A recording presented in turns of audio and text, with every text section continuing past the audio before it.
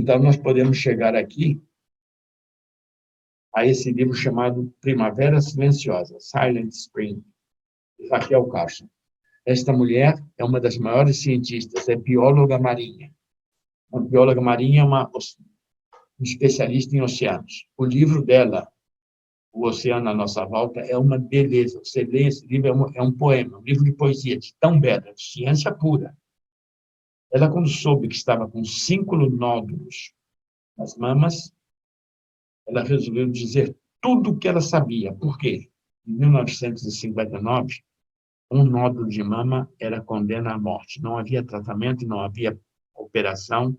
Ela sabia que tinha máximo 1 ano de vida. Então, ela, ao saber disso, ela começou a escrever no New York Times e juntou tudo isso nesse livro. Esse livro provocou um impacto tão grande. Vou dizer uma coisa bem gaúcha, hein? Lutzenberg abandonou a indústria química em função desse livro. Abandonou um salário alemão desgraçado, de grande, e voltou e veio fazer a campanha no Brasil contra os agrotóxicos. Um dos nossos maiores expoentes. Raquel Carson denuncia. Kennedy é um jovem presidente dos Estados Unidos. E Kennedy sabe a repercussão do livro, porque o livro impacta o mundo. E ele pergunta ao chefe de ciência e tecnologia dele, Jerome Weissner, Weissner, esse livro é sério? Ele diz assim, ela é uma das nossas melhores.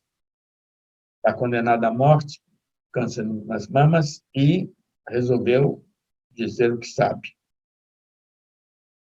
E Kennedy lhe diz, eu preciso um relatório oficial para a toma de uma decisão presidencial. O livro sai em 61, isso é 61. Jerome Weissner entrega o livro no dia... O relatório é entregue em maio de 1963. E a frase mais concreta e lapidar deste relatório é: o impacto negativo dos pesticidas é mais perigoso que as bombas atômicas, a radioatividade das bombas atômicas.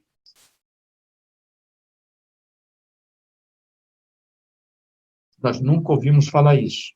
Não conheço professor universitário, olha que conheço todas as universidades latino-americanas, todas, que conheça isso. Por quê? Isso ficou classificado. Mas por que classificado? Por lucro. Quando Jimmy Carter vem ao Brasil, na época Geisel, para transferir fábricas obsoletas para eles modernizarem os Estados Unidos, e nós ficamos com o ferro velho, e vai ser isso. Já vimos isso em Toxafeno, um exemplo, que foi passado lá antes. Que loucura é essa? É necessário dizer isso. Esse é um soldado norte-americano na Alemanha, em treinamento. É um soldado hoje. Por quê? Eu falei de Skripal, eu falei de Navalny, são venenos tão perigosos que nós não imaginamos. Esses são os treinamentos na União Soviética, esses aqui já do lado de Berlim Oriental. São fotos que se tiravam então, são um foguete atômico e a maneira de parar ele era matando todos os soldados. Então, vocês veem que eles estão com as máscaras do lado de lá, são máscaras feíssimas. Entende? E aqui aquilo que foi falado sobre o toxafeno. Então, nessa realidade, que geram dioxinas. Agora, eu posso dizer para vocês que é uma dioxina. Milão, 1976, dia 9 de julho. 9 de julho, de 6 a 9 de julho, começa a vazar de uma fábrica da Iquimesa, uma fábrica de cosméticos, detergentes e agrotóxicos.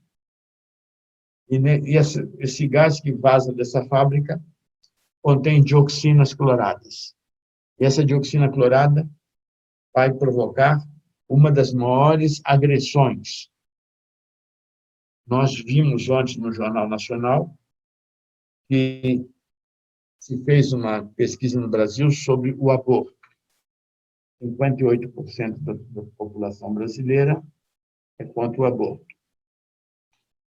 A crise da dioxina foi tão grave na Europa, tão grave na Itália, por essa fábrica, que o Papa Paulo VI autoriza as mulheres que estavam grávidas em Milão, na Itália, a abortarem, porque as crianças nascerão com defeitos seríssimos. São mais de 2.000 abortos autorizados pela Igreja Católica em 1976. Não é Argentina 2021, não. É lá atrás. O que significa isso? Essa agressão ao ser humano, naquela época, feito pela Igreja Católica. Por isso que é extremamente importante entender. Eu disse antes, toxafeno, resina de pinheiro, 670 moléculas. Mostrei o que pode gerar. Como é que nós vamos utilizar isso depois de todo esse escândalo? Nós temos que entender as coisas.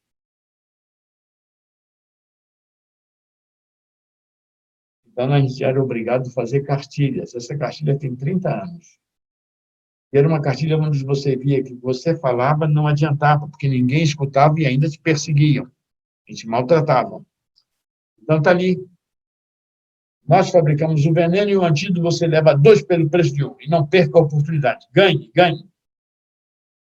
Então, era isso que a gente fazia. O departamento do Ministério da Saúde aparecia. Sabe como é? Você faz vista grossa no nosso relatório sobre os nossos venenos, que nós lhe damos este presentinho de arregalar os olhos. Não pense que é brincadeira. Em todo mundo é assim. Essa é a realidade.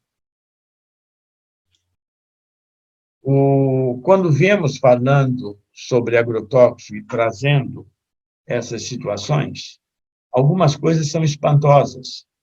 Mas são coisas espantosas que não foram ditas, ou não foram ditas no seu momento, com a gravidade que deveria ser dita. Por exemplo, na década de 70, em plena Revolução Verde, na Alemanha, na Suíça, existia uma campanha que agora chega ao Brasil, agora, 50 anos depois. Na década de 70, se tinha que não se devia usar cães e gatos domésticos em pesquisa de toxicologia, porque uma empresa, dessas empresas, gasta, usa, sacrifica centenas de animais a cada 3, 4, 5 meses. Então, eles tinham essa campanha, não permitir o uso de animais domésticos em laboratório. A coisa que mais me espantou e mais me chocou na Alemanha foi quando, na televisão, surgiu um escândalo ocorrido na Suíça. A companhia Ciba-Geigy, hoje chama-se Syngenta, ela tinha usado crianças latino-americanas como cobaias para testar um veneno comprovadamente carcinogênico, formador de câncer, em bexiga de seres humanos, não é em laboratório, não é em cobaias. Em humanos, misturado um pouco desse veneno no iogurte, chamavam as crianças, davam a essas crianças o iogurte, faziam elas ficarem sentadinhas ali esperando e dizia: quando você quiser outro, tem que urinar e fazer xixi nesse aqui. Eu, quando vi isso na televisão, fiquei olhando assim e digo: não acredito. Isso não é possível. Isso é insólito, inaudito. O que aconteceu? No dia seguinte, deu essa notícia, no dia seguinte eu disse: eu vou ver o jornal de novo para ver o que dá. Apareceu um gerente da empresa Ciba-Geigy e a moça dessa entidade chamada Declaração de Berna, uma ONG de direitos humanos, e ele disse: a senhora está mentindo, nada disso é verdade, não existe isso. Aí ela abriu uma pasta, assim, sabe como é o europeu, abriu uma pasta, tirou os documentos e disse assim: todos os documentos estão aqui. Reconheça a assinatura e são os relatórios dos seus cientistas que fizeram isso e assinaram. E aqui está o papel timbrado da Ciba Geigy. E aparecia, porque a televisão focou, né? E eu disse, meu Deus! Aí o repórter da televisão alemã olha para o sujeito e diz assim, o senhor tem mais alguma coisa a dizer? E ele diz de uma forma tão dura, tão absurda, que você fica com medo. Ele diz assim, daqui para frente nós não usamos mais papel timbrado. Ou seja, ele não ia mudar de fazer aquilo. Ele só ia fazer de forma que não fosse documentado aquilo. Esse é o poder dessas empresas. E esse poder dessas empresas significa o não respeito ao direito universal do ser humano. Se há um direito verdadeiro de cães, gatos, bichos não serem tratados como cobaias, porque é uma coisa absurda e hedionda, como é que eles tratam crianças pobres de uma periferia latino-americana? É para refletir nisso. E a reflexão nos leva a tomar uma atitude. Isso é importante. E Syngenta é uma gigantesca empresa, foi a maior empresa do mundo, nós vamos ver depois. Isso é importante a gente saber. Por isso que toda a ciência que está por trás dos agrotóxicos, dos fertilizantes químicos, da química industrial moderna, ela não tem o agricultor como sujeito. Ela não tem a sociedade como sujeito. São objetos da preparação para a guerra, são objetos para exploração comercial. Essa é a realidade. Por isso, nós vamos ver que na maior escola de agricultura do país e da América Latina, a Escola Superior de Agricultura Luiz de Queiroz, há uma faixa gigantesca. E nessa faixa diz assim, a Escola Superior de Agricultura Luiz de Queiroz, Exalc, saúda as empresas participantes do 9º Prêmio Mérito Fitossanitário. Ela não saudou os cientistas que participavam, ela saudou as empresas. Isso é muito raro e determina o que eu estou dizendo como sério. Arista Life Science, Bayer Crop Science, Chemitra, Dow AgroSciences, DuPont, FMC, Monsanto, Syngenta.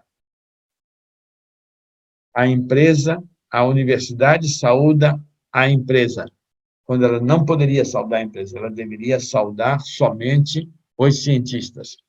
Há uma inversão de valores e há uma servidão e submissão a essa realidade.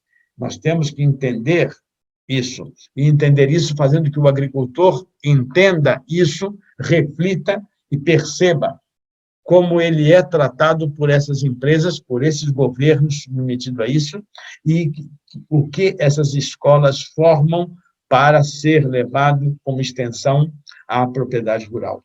É isso que nós temos que mudar.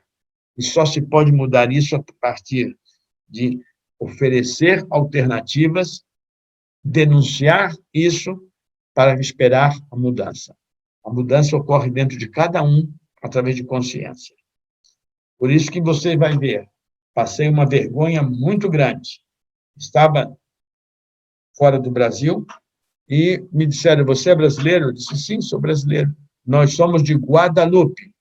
Eu digo, é uma ilha fantástica, no Caribe, uma ilha mais linda, sim, mas nós temos um problema provocado pelo seu país. Nós estamos com toda a nossa banana contaminada, todo o nosso peixe contaminado, todas as nossas pessoas morrendo de câncer. Eu já comecei a ficar com medo, né? Meu Deus! Vocês são o único país no mundo que fabrica um produto chamado Mirex. Essa fábrica fechou nos Estados Unidos, migrou para o Brasil, abriu perto de Campinas, e ela se chama Allied Chemical. fabrica o Mirex antigo. E esse produto chama-se dodecacloro e é uma mudança no dodecacloro, que faz com que ele se torne mais perigoso. E essa é uma realidade. Então, você vê, aquilo que eu mostrei antes de usar crianças, são populações que estão sendo utilizadas. E isso é uma realidade que a mim me provocou muita vergonha. Eu não tenho nada, vivo brigando contra isso, mas fui tratado de uma maneira como... E nós temos que perceber isso. Por isso que o que acontece quando existe um congresso em Águas Quentes, lá em Goiás? Todos os congressos da indústria química são feitos lá e os professores de todas as universidades são pagos durante toda uma semana, ganham laptop, ganham máquina fotográfica, ganham tudo, tudo, tudo. Por quê? Porque ele tem que ser favorável aos agrotóxicos. Então, você tem que dizer de uma forma cínica, sarcástica, Congresso Internacional de Cientistas pró-agrotóxico. Essa é a realidade. Uma técnica simples, e essa técnica custava, na época, para se fazer essas análises, eu trouxe essa técnica da Alemanha, e nós não tínhamos interesse em fazer as análises para publicar dados científicos, porque isso aí é transformar as pessoas em cobaias. A nossa função era trazer essa técnica, levar à casa do agricultor, numa maletinha, montar na cozinha da casa dele, porque só precisava uma torneira com água e uma tomada de água, uma tomada elétrica. A única coisa que precisava. O resto a gente levava... Nós colocávamos os legumes, as frutas, as hortaliças, os cereais, qualquer coisa dentro desse balão e aquecíamos e liberávamos os venenos e capturávamos a cor. E, através da cor, nós sabíamos que tipo de veneno tinha sido utilizado. Então, nós íamos na casa do agricultor e fazíamos isso. Fizemos isso. Nós analisamos tudo em Passo Fundo, em Erechim, quase todo o Rio Grande do Sul. Só que era uma coisa feita porque o Ministério da Agricultura proibiu que fosse feito isso. Era uma educação para o não uso do veneno.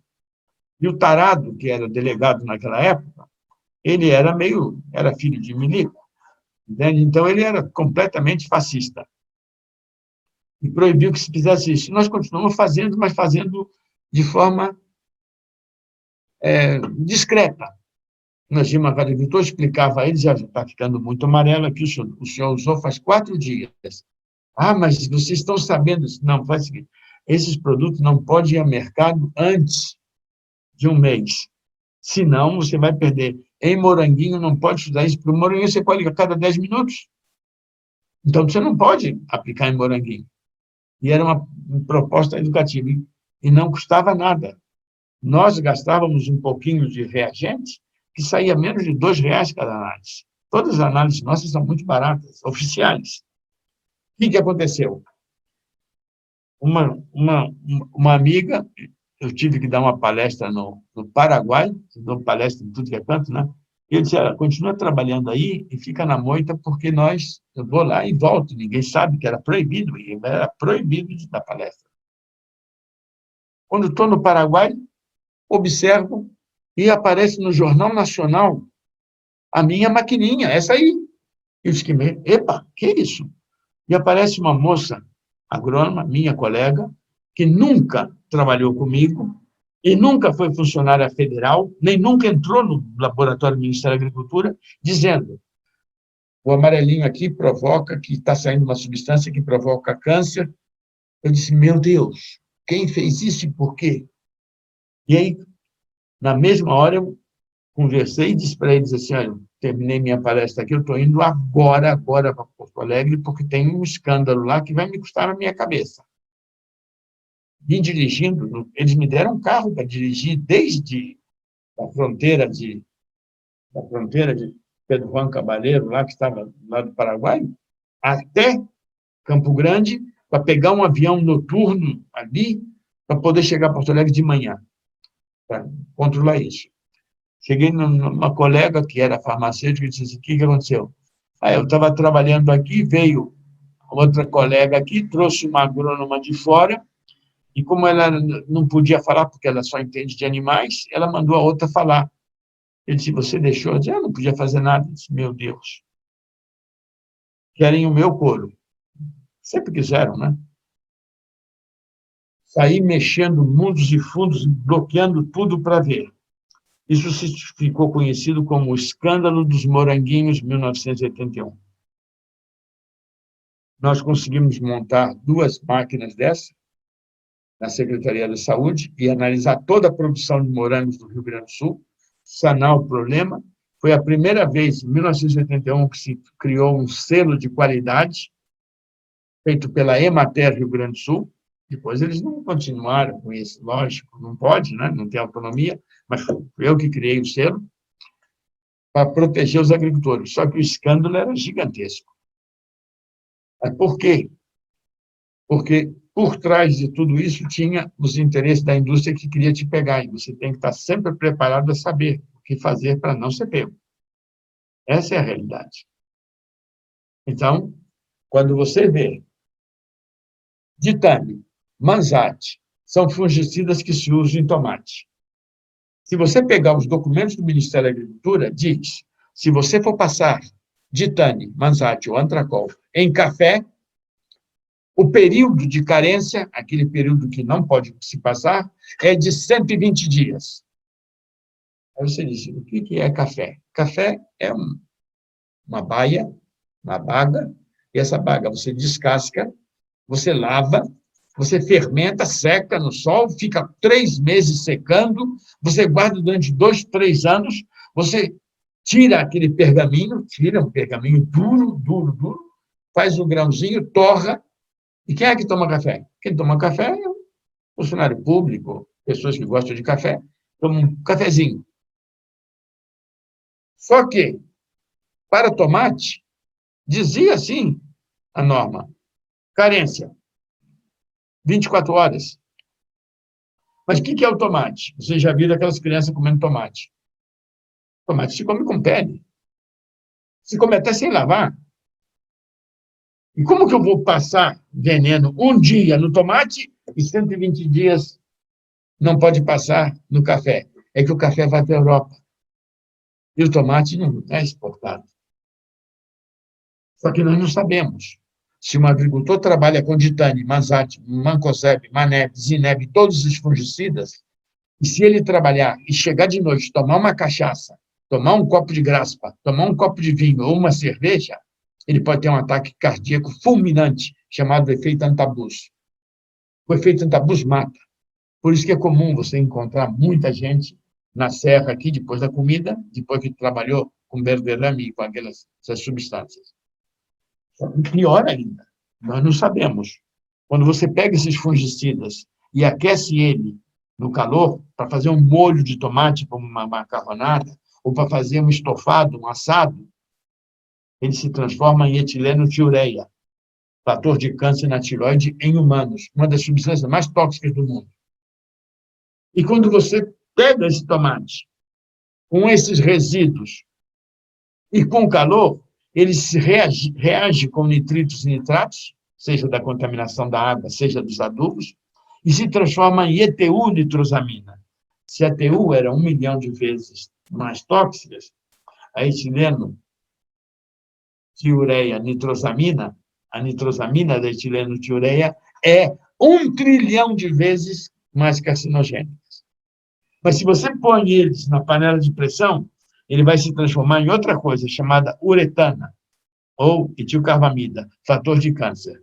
E se essa panela de pressão ficar cozinhando assim, como se fosse um feijão duro, ele vai formar acrilamida.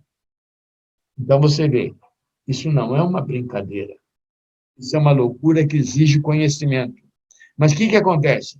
Quem tem esse conhecimento, cala. Cala por quê? Porque não é interesse da indústria que se saiba isso. Eu várias vezes fui depor no Senado Federal, na Câmara Federal, e sempre que eu ia depor lá, tinha 5, 6 toxicólogos contratados pela indústria química para opor o que eu ia falar. E às vezes tinha um deputado que não tinha muita noção das coisas, queria que eu falasse 20 minutos primeiro, para que eles falassem depois, vamos dizer assim, contra mim, 5. E eu dizia, não, não, não. Eles que falem antes, eu sou um só, eles são 5, eles estão aqui de aluguel, eles são pagos. Eu não estou aqui defendendo ninguém, hein? Nem governo, nem contra-governo, eu estou aqui defendendo a sociedade. Então, vamos manter o respeito, senão eu vou embora. E, às vezes, tinha algum engraçadinho que dizia assim, está com medo? Eu dizia assim, eu esfregava as mãos e dizia assim, vou fazer uma pergunta. Aquele que não responder se retira. Topa, topa, pago 10 mil, $10.000, pago 10 mil dólares. Quer aceitar? E ninguém aceitava. Por quê? Eu tinha treinamento, eu sabia quem era e fazia. Então, teve várias vezes essas situações. Isso te deixava irritado, porque, além de você ter a corrupção, você tem a alienação do sem-vergonha que faz isso. Por isso que, quando se traz esses dados de técnica, o que se sofreu para trazer isso, para conscientizar, não é brincadeira. Entende? Então, você vê, quando vê uma caveira, eu sempre digo, você, quando vê essa caveira, você não sabe se é uma caveira se transformando em tomate ou se é um tomate se transformando em caveira. São coisas antagônicas, hein? E isso nós temos que ter essa noção para entender as coisas. Porque as reações químicas, os alemães sempre souberam, está em próprio alemão, como que a luz, a oxidação química, o metabolismo na planta, altera e degrada ou transforma em substâncias mais perigosas, seja na planta, seja no solo, desse metabolismo dessa substância. Nós temos que entender isso. Por isso que, quando você traz uma molécula e estuda e detalha ela, você tem que entender. Você vê, você tem aí vários, são 5 pessoas. Gerhard Schroeder, esse é o grande inventor dos fosforados. O grande núcleo. Fosforados é o núcleo mais tóxico que existiu. E a função dos fosforados, todos eles foram para a guerra. E o Dr. Schroeder é doutor honoris causa, HC. Por quê? Porque, para o governo alemão, ele era um cientista militar. Da mesma forma como você vê no meio, Mengele, aquele que morreu no Brasil. Mengele era um cientista de campo de um grupo de cientistas de genética. Embaixo você vê, famosíssimo, Ishii Ishiro, da 741, batalhão 741 do exército japonês. Esse homem usou cobaias humanas, quase 400 mil pessoas em Harbin, na China e na Coreia. Então, são pessoas que trabalhavam em coisas. Essas 2 cientistas mulheres aí são muito famosas e são muito recentes. Elas são da guerra do Iraque. A de cima, ela é conhecida como doutora Germes, é uma das maiores especialistas do mundo em paraquat, um herbicida. Só que ela recebeu um treinamento de emergência na Inglaterra para estudar produção de armas biológicas, toxinas. Por isso que é chamada doutora Germes. A de baixo, ela recebeu toda a educação na Universidade de Fenton, no Texas, se chama Universidade Feminina de Fenton. É major do exército iraquiano. E essa mulher é conhecida como senhorita Anthrax. São armas criadas, armas biológicas, mais elevadas do que as armas químicas, e vocês veem essa situação. E essa situação são pessoas que se submetem a isso. E nós não sequer nem sabemos isso. São coisas recentes. Por isso que você, quando vê alguém dizer, não, mas nós fazemos análise de resíduo, mentira, não existe isso. Você, quando tem um veneno, e esse veneno você procura ele dentro de uma maçã, ou dentro de uma rapadura, ou de um cará, ou de um inhame, ele deveria ser procurado, sendo um fosforado, ou um clorado, ou um carbamato, em cada um dos metabolitos, ou dos metabólitos, que eles se transformam. Por exemplo, esse Fenthion, herbicide em feijão, eles têm na Alemanha que analisar 21 tipos de resíduos diferentes. E se você procurar ele como não encontra. E eles fazem de conta que analisam e te entregam um resultado dizendo, não tem. Você diz, epa, isso aqui não serve para nada. E outra coisa, uma análise dessa, tradicional, que custa de $200 a $2.000, uma análise. E sabe quanto tempo leva para ficar pronto? Até 6 meses. E aí você diz, ué, e para que serve isso? Para nada, para fazer propaganda de que não tem ou que tem pouco, quando qualquer quantidade é problema.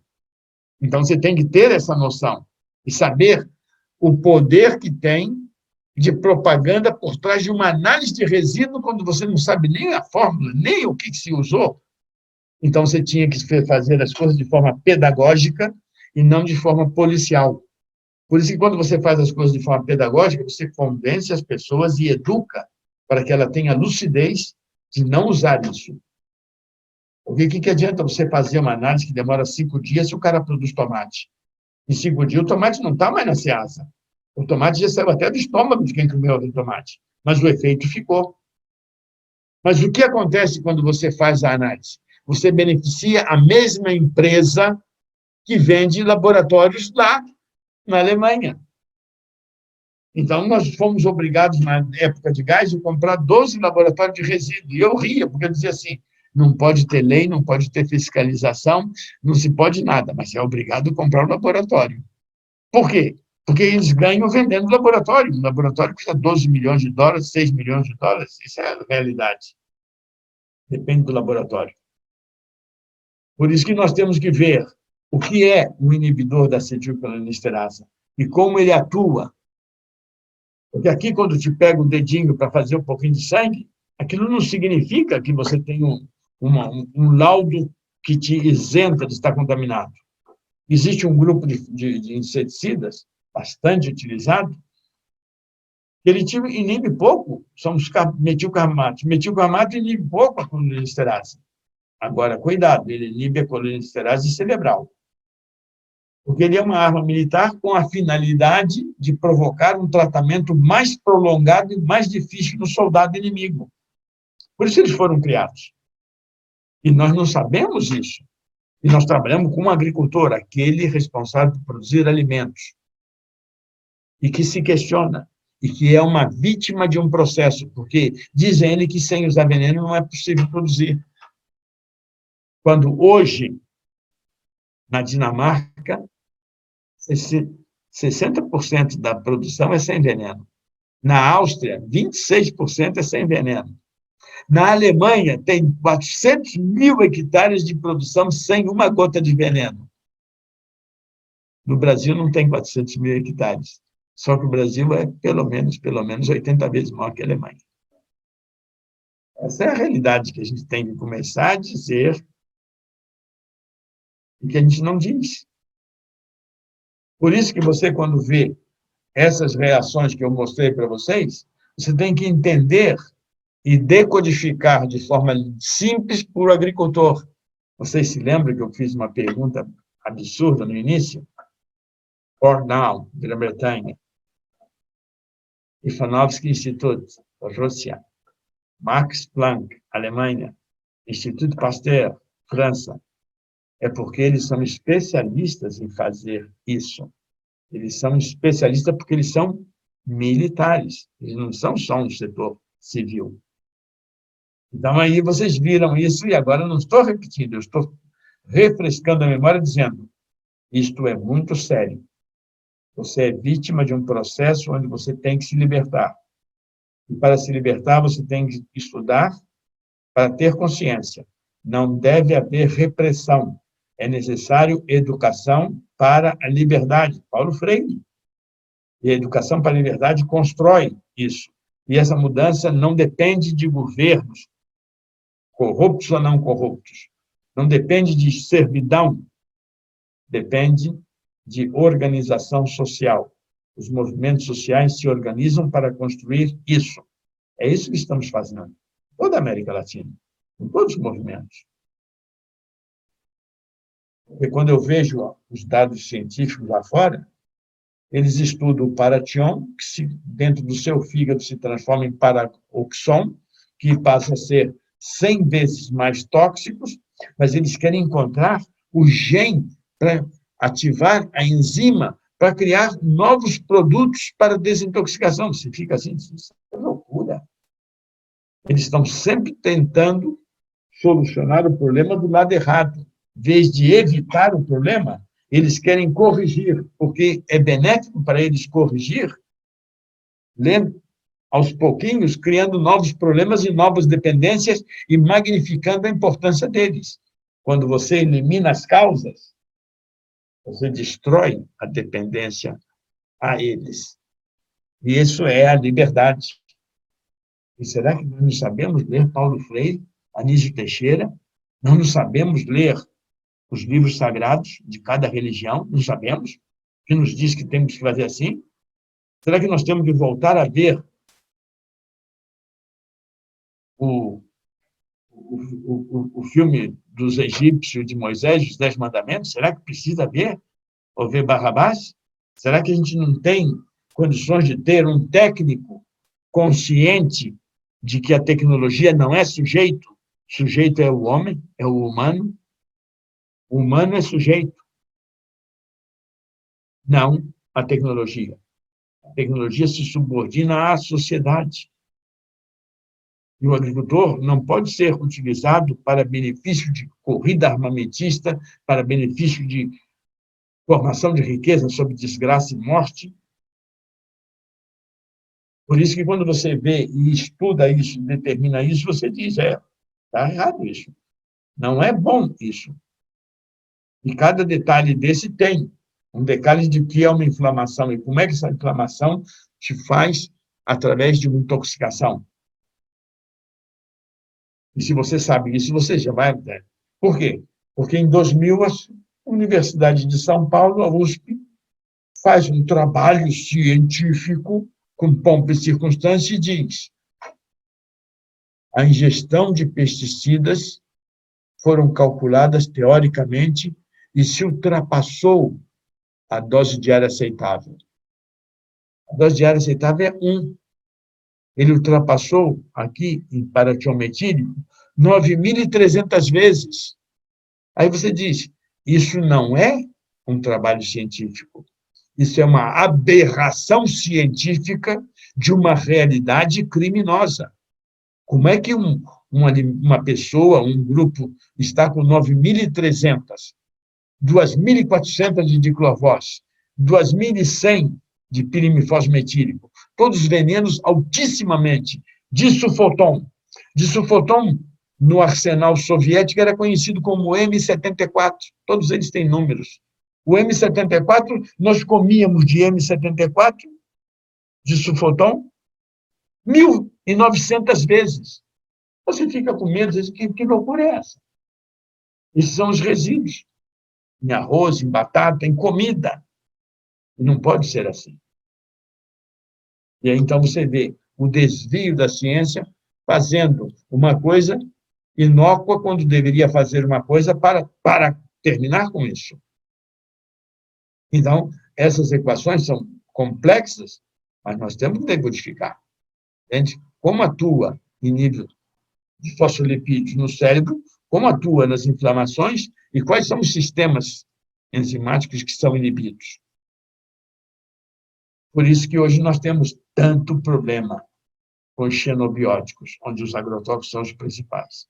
Desequilíbrio nutricional, desequilíbrio imunológico, estresse oxidativo, alergias, desequilíbrios estruturais, problema de desintoxicação, problema entre corpo e mente, tudo isso, problemas endócrinos, problema de disrupção endócrina, tudo isso é parte de uma realidade. Então, os fatores de necrose, os fatores de inflamação, tudo isso teria que ser estudado, mas ninguém estuda. E aí você vê, quem é o agrotóxico? Os agrotóxicos são responsáveis por esse relógio. Gastrite, úlcera, retocolite, obesidade, diabetes, infarto, alergia, asma, artrite, uveíte, tiroidite, hipertensão, Alzheimer, Parkinson, outros, além de todos os tumores cancerígenos que nós temos. Por isso que eu disse que são 620 mil pessoas anos padecendo de câncer. Aqui no Rio Grande do Sul nós temos um problema sério. Nós temos o Hospital do Câncer Infantil.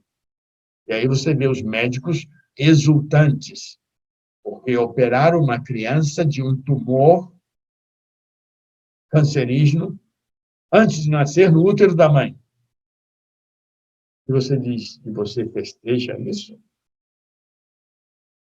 Você está festejando a impotência. Porque o correto de uma criança é nascer com saúde, não sendo operado antes de nascer. Isso é uma coisa macabra. Isso não é um avanço. Isso é macabro.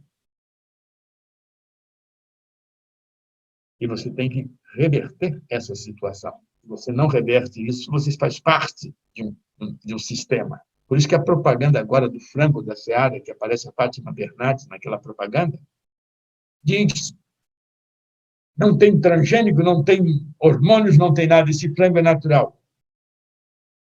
Quando um agricultor dizia isso há 40 anos atrás, posso dizer a qualquer um de vocês, converse com os agricultores do MPA, do MMC, eu conheci muitos, centenas, milhares, que diziam: eu não posso mais levar meu franguinho criado com amor, depenado com carinho, com cultura, para a feira porque eles tomam. Eu não posso levar os ovos porque eles tomam. Eu não posso vender leite porque eles tomam. Tomar é roubar, aprender. Nós sabíamos que isso era feito por indução do poder que não queria que fosse feito naquela época. E se fosse feito naquela época, como nós fizemos, e fazíamos e fazemos, levava a autonomia, independência e consciência.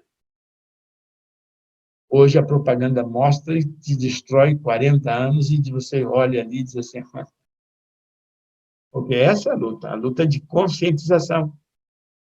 Não é de ideologia, é isso, disso, não, não, não, não, é coisa bem mais elevada, não é desse nível grosseiro aí de miliciano. Nós temos que entender isso. Por isso que, na Europa, desde os anos 80, tem essas listas de perigo dos venenos. Os estudos são fundamentais para você entender como funciona uma mitocôndria dentro de um citoplasma e ver como isso influencia totalmente o comportamento hormonal de um ser, ou como o comportamento de uma célula. Então, esses detalhes são mecanismos que hoje já estão em nível de genes. E dentro dos genes, nós estamos vendo isso na pandemia, nós estamos vendo como isso ocorre. Mas o que aconteceu em 1980? Em 1980, na Noruega, uma professora começa a observar que as crianças que vêm do campo, da área rural, filhas de agricultores, então, têm mais dificuldade para aprender que as crianças filhas de não agricultores. E ela aplica alguns conceitos pedagógicos e diz: epa, aqui temos um problema. A Noruega é o primeiro país no mundo em qualidade de vida, em saúde, principalmente. Ela fala com a diretora e a diretora diz: isso é coisa de menina nova, você não tem experiência. Ela diz: opa, se a senhora não toma medida, eu passo por cima da senhora e levo para o delegado federal. A mulher leva, vem a investigação e é feita a investigação por um inquérito epidemiológico. E o inquérito epidemiológico chega à seguinte conclusão: as crianças da área rural estão perdendo a memória límbica em função do uso de fosforados na agricultura norueguesa, 1980. O que ocorre? A Noruega elimina o uso de fosforados na agricultura. A União Europeia, em 1900, Em 86 começa a discutir aquele jogo de Alemanha tem muita fábrica, Itália tem fábrica, França também, Inglaterra também, e começa a discutir. Em 91 chega-se à seguinte norma: Diretiva Comunitária 91, ano 91, número 414. Nenhum agricultor da União Europeia poderá usar, trabalhar, consumir, comprar, vender, guardar qualquer tipo de agrotóxicos sem ter uma capacitação de 120 horas aula sobre o uso de agrotóxicos. 1/3 dessas aulas tem que ser feitos para não uso. A priorização é não uso. Por que nunca no Brasil você vai ouvir falar na 91.414? Ela está em português na internet? Porque aqui a corrupção manda. Você vê a ministra da Agricultura falar sobre agrotóxicos, você fica com medo da ignorância dela. Então, você tem que perceber que existe uma má intenção por trás do veneno. E aí nós temos que, então, entender por que a pressão sobre o Brasil, onde Collor de Mello, em 1993, sem que ninguém soubesse, muda as cores das faixas toxicológicas dos venenos. E o tamaron, que era extremissimamente tóxico, faixa vermelha, Collor de Mello coloca ele como faixa azul. Senador da República, presidente da República. Por quê? Porque quem manda é quem tem o poder. Nós não sabemos. Ele concentrou até 75% o princípio ativo de um produto, mudando 3 faixas, e ele era a faixa vermelha. Hoje você não tem nem mais as faixas. Por quê? Porque recrudesceu a questão dos venenos. E essa é a realidade. E aí você tem que ser cínico. A morte vai na escola para merendeira e diz: bota umas gotinhas para eles não aprenderem tão rápido. Você tem que ser sarcástico. Se você não consegue pelas boas, você tem que continuar sendo culturalmente educador. O agricultor é a vítima. E, às vezes, culpam ele como se ele fosse o culpado, quando o culpado está dentro de um gabinete, ou dentro de uma presidência, ou dentro de uma grande empresa, daquele quadro magnífico do Conselho dos Deuses. Por isso que, quando se vê esses moranguinhos, você se lembra de uma coisa. Fungicida. Antigamente se usava muito a cal da bordaleza, lá no século XIX. É uma mistura de cal e cobre para curar. Hoje é um mercado disputado, onde uma empresa inventou o Benomil, a Dupont inventa o Benomil, que é chamado Benlat, a outra empresa agarra aquela molécula, estuda ela, dá uma modificaçãozinha e cria o carbendazim da base. Os japoneses da Sumitomo pegam a mesma molécula do Benomil, dão uma modificadazinha e criam metiltiofanato. Vem a outra empresa, chamada Merck alemã, olha e diz assim: peraí, eu tenho um produto parecido com isso, que é um vermífugo que se usa para as ovelhas e para as vacas, para combater vermes. Ela usa, e cada um deles disputa esse mercado em cartel. E o agricultor nem sabe o que é isso. E o pior é que o agrônomo chega e diz: não, porque o Benomil é melhor que o carbendazim, porque o tiofanato. E você fica olhando e diz assim: isso é um boneco de ventríloco. Ele não sabe o que está falando, não sabe o que é. E tem a arrogância e a prepotência de pensar que sabe o que é isso. Nós temos que mudar isso. Já passou da hora. Por isso eu me divertia muito quando alguém me dizia assim: não, você queria conversar sobre agrotóxico? Eu digo assim: olha, eu tenho um problema. Eu tenho uma gota, essa gotinha verde aí. O diâmetro dela é de 10 micras. 10 micras de diâmetro. Se eu dividir essa gota em gotas de 3 micras, cada gota, quantas gotas eu vou ter? Gosto muito disso. Eu, o camarada dizia assim, 3. Eu dizia, não. 9. Não. São 27. Então, nós temos que entender essa física. Agora, preste atenção. É diferente essa física aplicada numa realidade gaúcha, onde a gota de 3 micras tem menos peso, e aqui no sul tem sempre um vento de 10 a 12 nós. Se eu soltar ela a 2 metros de altura, ela vai se deslocar muito mais do que no Brasil central, onde não tem vento. Então, eu tenho que estar no local e saber física para aplicar um veneno. Se eu não soubesse física, eu vou ser o quê? Então, você tem que ser prático, científico e conhecer o tema que você aborda. Por isso que eu sempre digo ao o pessoal fala muito em veneno de avião. Tomem cuidado. Num lugar onde está ventando todos os dias, não se usa isso.